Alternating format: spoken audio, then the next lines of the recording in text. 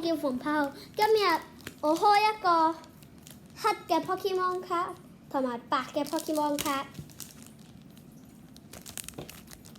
第一個咧就係開黑嘅，唔好剪到啲卡啊嚇 ！Note to self，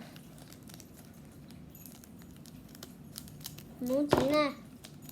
係咪冇剪啊？好似我睇第一張，我見到閃啊！呢個咪哦，呢個係嗰個嘅回條啊，好似回條，唔知係咩？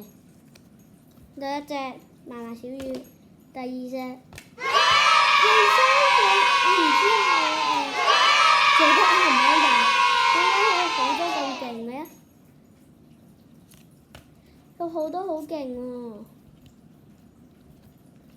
有兩個靚嘢啊！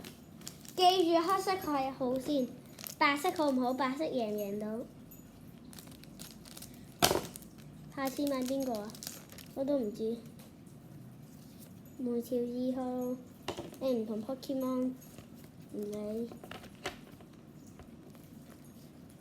斑馬呢隻，閃光係呢隻喎 ，Pokemon 閃光，冇理由嘅喎。係咪一個係 Guarantee 有兩張好嘢啊？應該係 Guarantee 有兩張好嘢。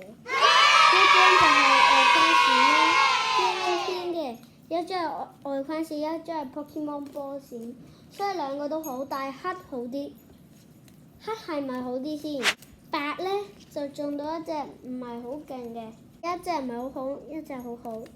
黑咧就中到好靚嘅 Pokemon 波閃，唔係兩隻都好好啊，即係黑好啲咯。所以記住買黑啊！拜拜。